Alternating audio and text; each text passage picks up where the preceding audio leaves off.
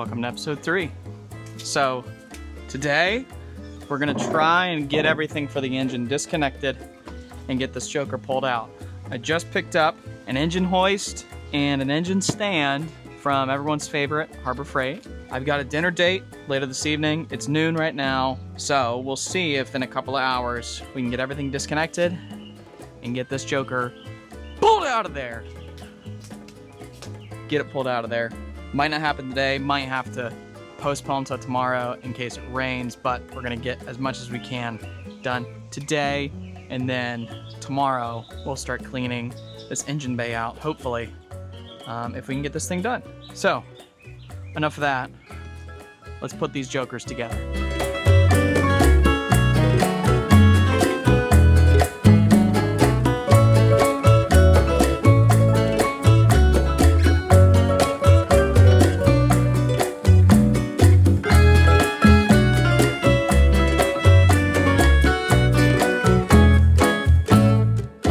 I just took 2 hours almost to put both these things together. The old lift doesn't even have any hydraulic fluid in it, so we need to go get some hydraulic fluid and fill that joker up before we take this engine out. I am gonna start disconnecting some things, but I did get an emergency work call, so I'm gonna have to go early today. We're definitely not gonna pull it out today. It'll be tomorrow. We'll have a special guest on tomorrow to be on the show and accompany us. But for now, let's start disconnecting some things on this engine, and then I'll see you tomorrow.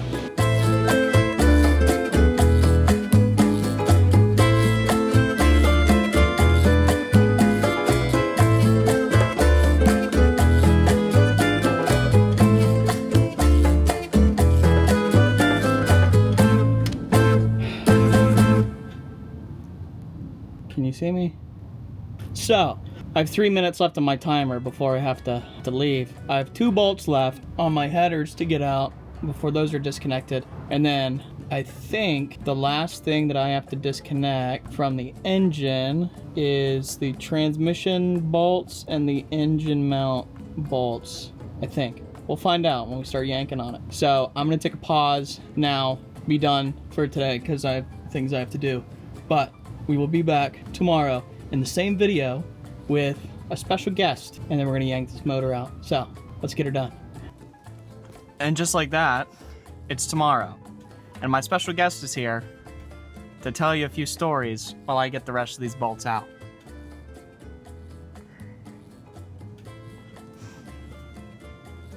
Do I just start talking? Yeah. Okay. Wait, you didn't introduce who I am. I'm gonna introduce it on the screen.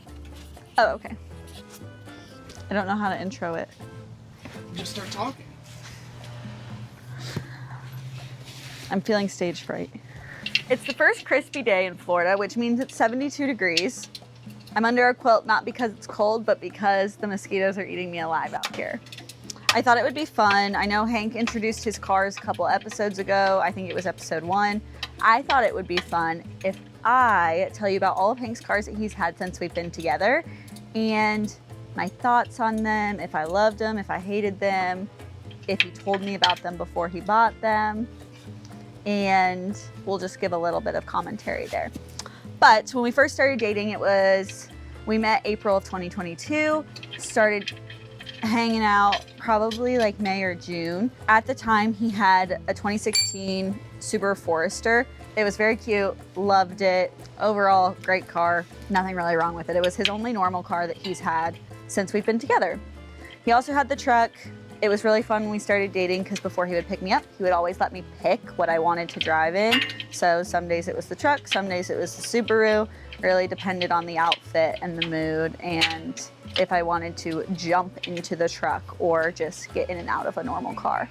But really liked him. He got rid of the Subaru because he didn't need 2 cars anymore and he didn't need to pay insurance on 2 cars. So in Florida too. In Florida, yes. So got rid of the Subaru, ended up giving it to his grandma, and his grandma drove it for a while in the Carolinas. After the Subaru, we worked on, it was really just the truck for a while. I would say probably for 6 months, just the truck. And then he got his first project car while we were dating. And it was a BMW E30. It was from, we think 85 or 86. Pretty sure it was 85. I can't remember. He's pretty sure it was 85. But he had to drive to Jacksonville for it. One of his buddies drove him. He sent me a picture of the car before we bought it. I hope he puts the picture on the screen. And I was terrified. It was literally looked like a Deathmobile piece of junk out of someone's yard. The guy who drove it at the time, he did like rally racing or whatever the heck he did. Autocross, whatever. And it was actually a piece of junk. It was like slightly navy blue. The whole hood and everything were like rusted and the paint was coming off, but then it had autocross stickers on it. I was very nervous about it. He drove all the way to Jacksonville, checked it out, texted me, bought it, heading home. And I was like, all right. Had no AC. He drove it home from Jacksonville with no AC. At night. At night. It was also manual. Obviously, from that era, I feel like, I don't know. And he drove it all the way home and made it home from Jacksonville. And that was all that I cared about, was him getting home safe. And that started his first project car when we were dating. He got that in January of 23. And I feel like worked on it until like March-ish. Yeah, it was a very short period of time. Yeah, it wasn't that long, but literally wanted to teach himself absolutely everything. Took that whole thing apart. He had a garage at the time of his old house. And I spent a lot of times in a beach chair just like this. And I was in a reading era, so read a lot of books. He made a really cool time-lapse video of him working on the whole truck or the whole car. And I'm in different corners of the garage reading different books throughout the video. It was actually a really fun time. We did a lot of parallel play, not a lot of talking during that time, but I would just sit and read. And it was cooler during that time of the year, so we would just open the garage, sit and read. He lived very close to my sister at the time. My family would stop by and walk by. It was fun in the building process. He let me pick the paint color on it, painted it a really, really pretty, like vintage baby blue. It was very cute. He put a horrific seat cover on the driver's seat, and it was like very hippie, vintage. Hated it, hated it. But I was very proud of him. He literally, I felt like built it from scratch. It was a cool thing to watch him do. It was just not my favorite car. Honestly, on the bottom of the pyramid, my least favorite car. But the color was really cute, and the process and spending that much time together in the garage was fun. But yeah, I think all that I helped with on that car was vacuuming it out during the build out process. And you did great. And I did, I got an A+. That's all that I did in the helping process. I might have helped clean up the garage with like the plastic wrap and stuff after he painted it. But other than that, I was not very helpful. He sold that car. I want to say he got rid of that in March. And he kind of girl maps his cars. So once he sells one, we go shopping for a new one, and it's just we keep trading, and that's how it works. Next car, he decided that he wanted to get a Toyota Prado. He had done a lot of research on them. We found a dealership he found a dealership in Orlando. We made plans to go one day. I remember going, we went right after church because we were in our church clothes. But we left church, drove to Orlando, went to this dealership. I was concerned about it because I didn't think that it was legal to drive a right-hand drive car in the United States. I was naive to that because obviously I know nothing about cars. So we go to this dealership in Orlando, and they had two Prados there. One was red and one was green. I think we test drove the green one, actually, which is what Hank ended up getting, but he didn't buy it that day. You have to like climb in the back seat of that car because it's only two-door. But I got to go on the test drive and everything, and it was just kind of silly. Like, it was a really interesting experience. But he ended up buying that car like a week later. A buddy drove him to Orlando, and then he drove the Prado home. I loved the Prado. Everything about it I loved. It quite literally, it's a diesel, so it lulls me to sleep when we're in it. And I just love being silly and like I would stick my feet out the window because it's right-hand drive and it looks like the driver has their feet out the window, or like anything that we could do. I love going through the drive-thru in it, and like people do a double take when we pull up because obviously the wheel is on the right-hand side. Everything about that car I loved. It's green.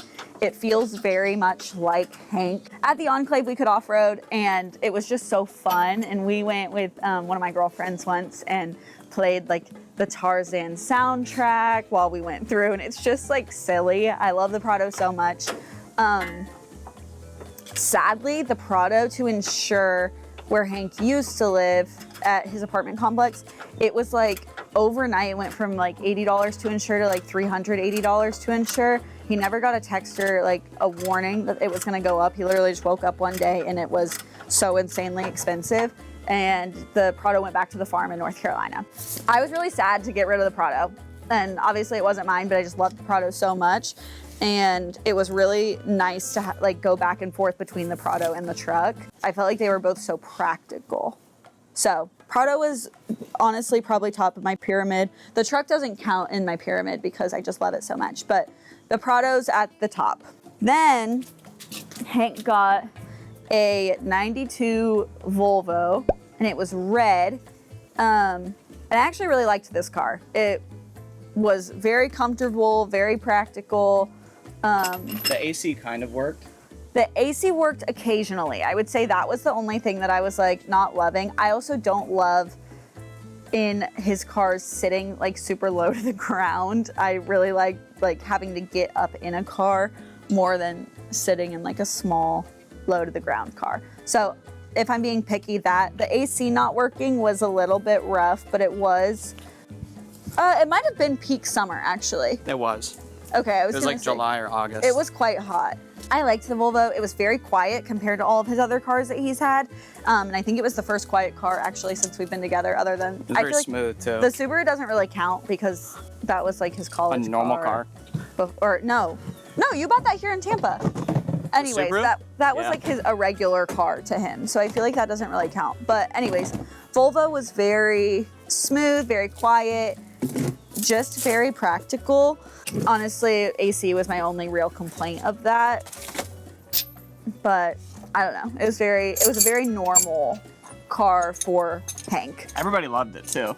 Everybody loved riding in it. It was 4-door, so it was nice to actually drive people and like ride with our friends places. That was the only downside, or is the only downside of like the Prado and the truck as being my favorite, is their 2-door. So if we're ever driving people places, you have to get out and let them in the back seat and da-da-da-da-da. And that's just me being picky again, but that's like the only thing that I don't love.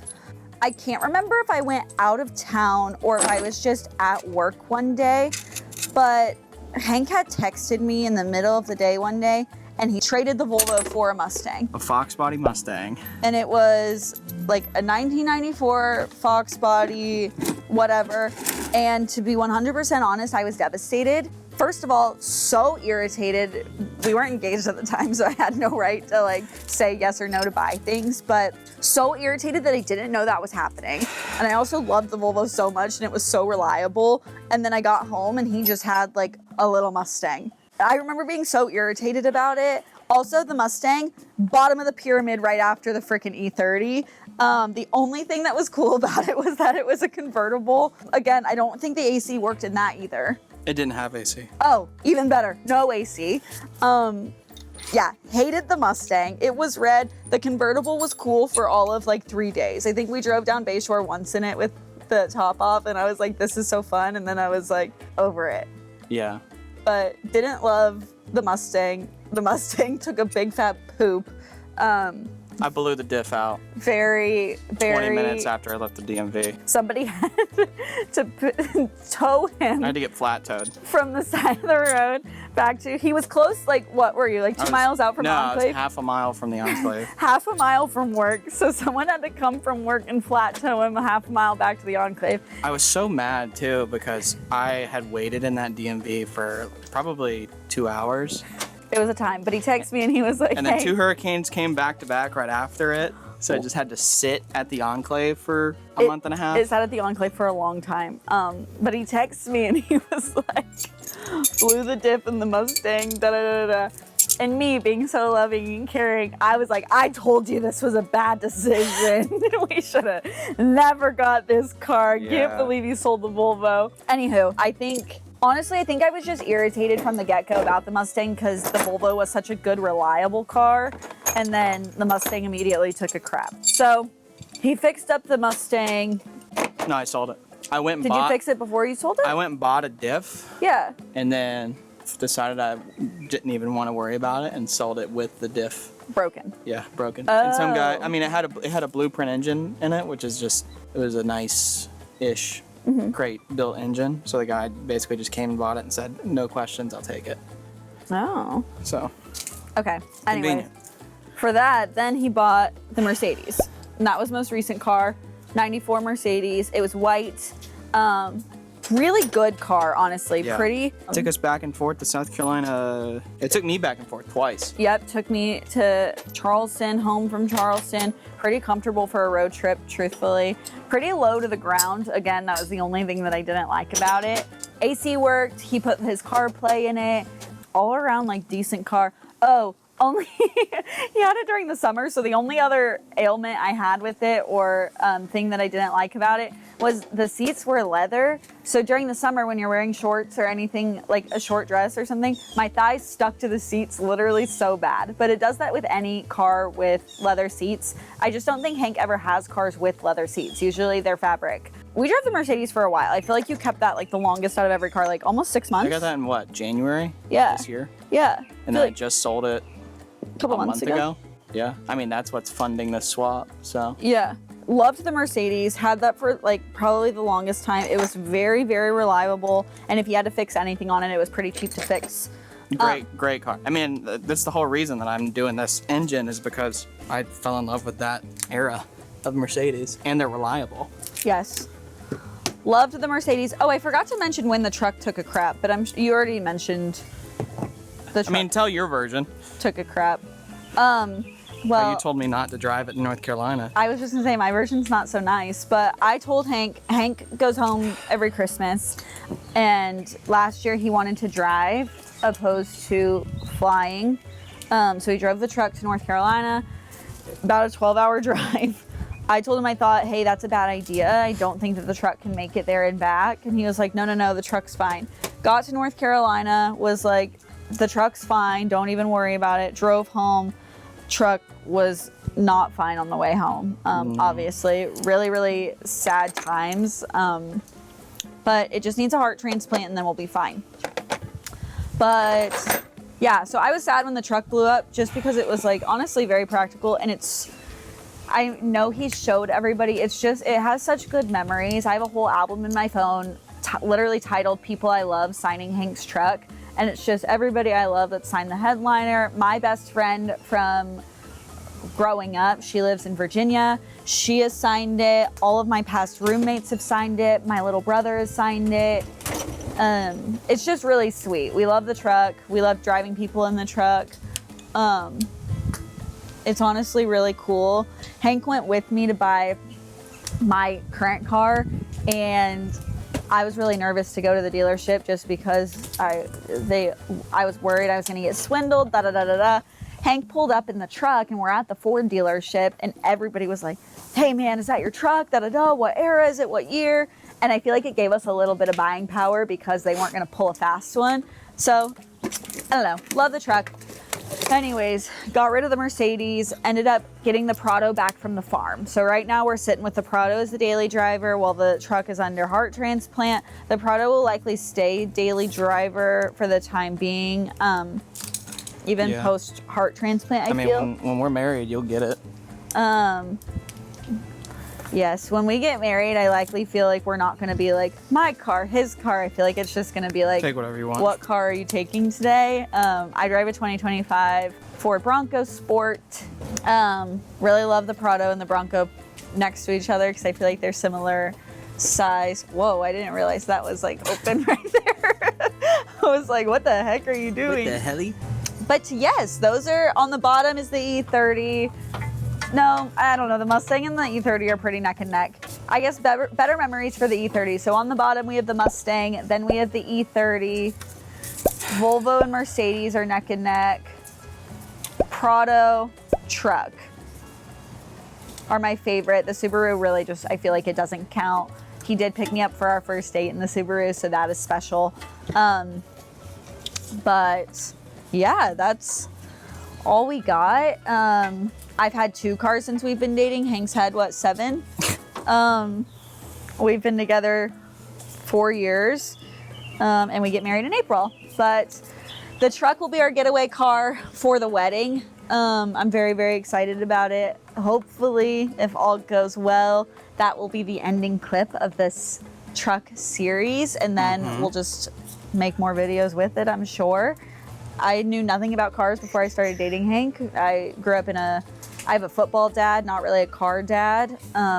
Go Bucks. Go Bucks. My dad quite literally knows nothing about cars. My dream car for Hank to buy me and build me is a Bronco from the same era as his truck in the same colorway. Yeah. I'd love to have a his and hers. He has OJ Bronco. I have an OJ Bronco, same red, same year. But same engine too. I want it to be a little bougie, so I want him to like reupholster it and give it like the new technology and all those things as well. And I want it to be like shiny and pretty on the outside. So usable. When we hit the lottery, then I will hopefully get my dream. And then my duties are typically to help with the cleaning aspect. We have a little green machine, and when he gets new cars, I get to do the seats, which is always actually fun. broken now. The Bissell.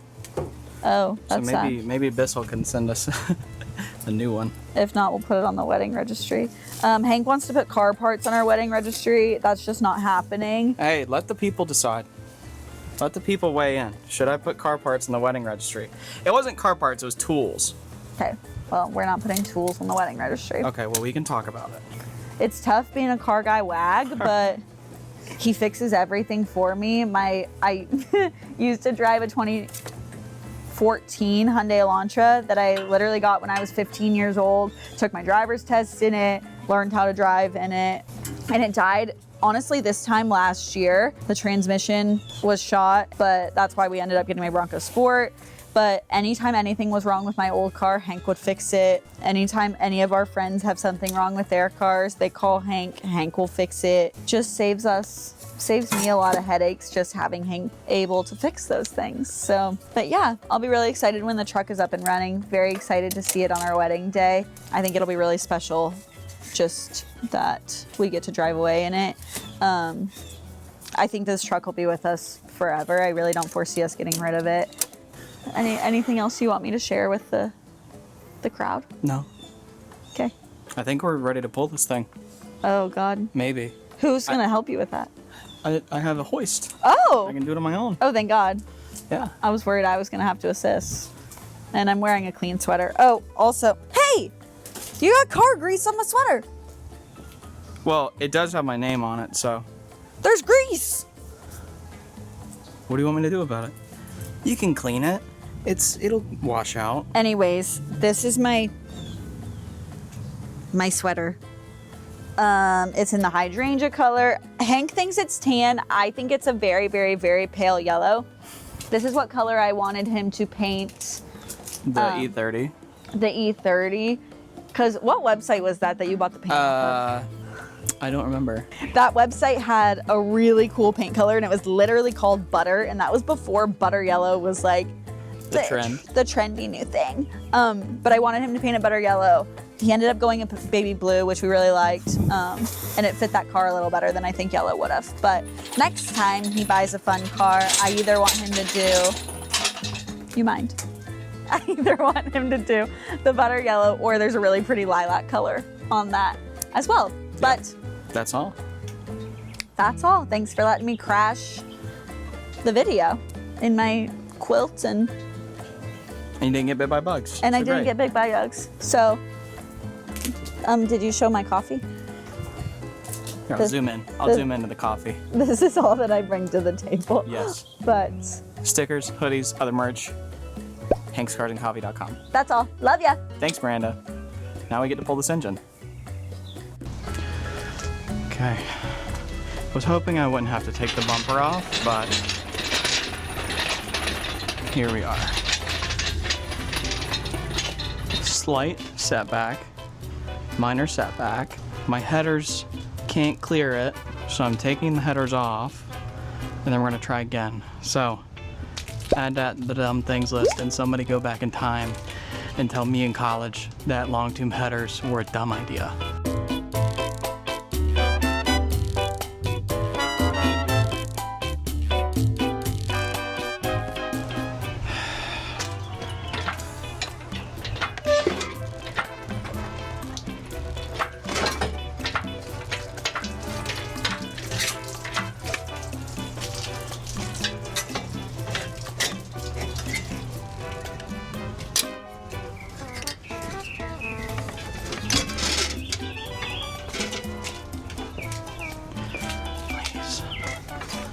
Please be it. Please be it.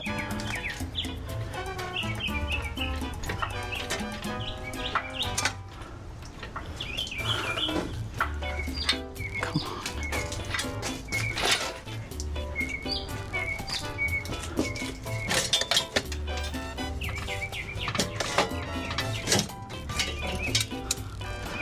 Well, I broke that. But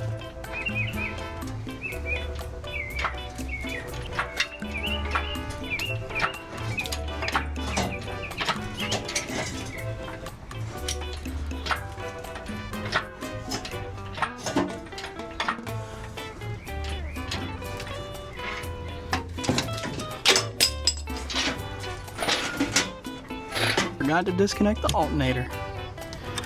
Whoops.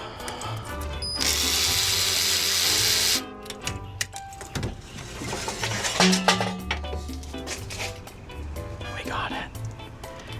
Come on, just a little bit more.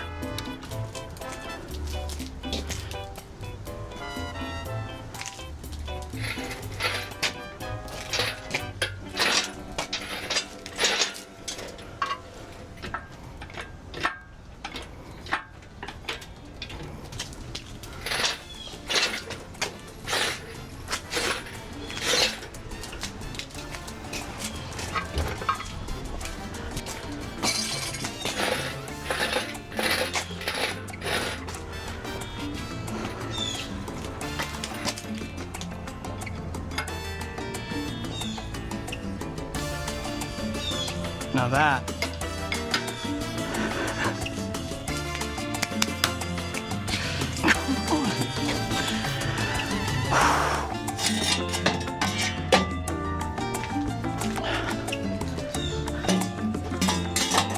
that right there.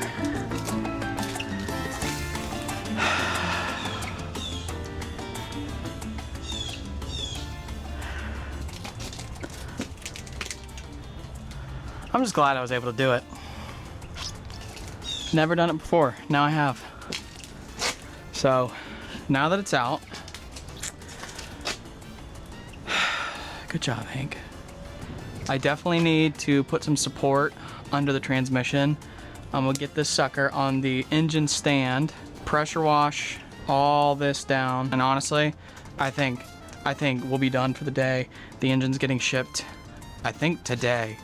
It'll be here next week, so I need to start prepping for that. This is the part I was worried about. And hopefully in a week, there will be an OM606 here, ready to be held in place while we try and figure out how the motor mounts are gonna go, how my transmission wiring harness should be hooked up. But yeah, we're making progress. We're making progress. It's definitely not the hardest part. There's a lot more hard things to go and a lot more new things to learn. But for now, let's get this thing on the stand, pressure wash, and we'll be done for the day.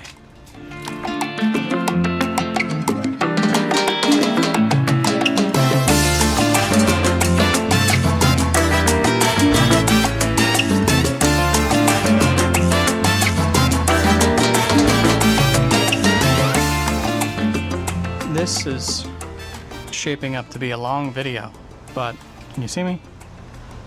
To be a long video. But one last thing before we go, while we look at how clean we're getting this sucker, is, I don't know if you can see it on camera, but this is cracked right there. in that centerpiece. But that's where the I-beam support hooks up to, the I-beam mount. So we're definitely gonna have to get that patched up and welded, but we can do that. Where are you? We can do that.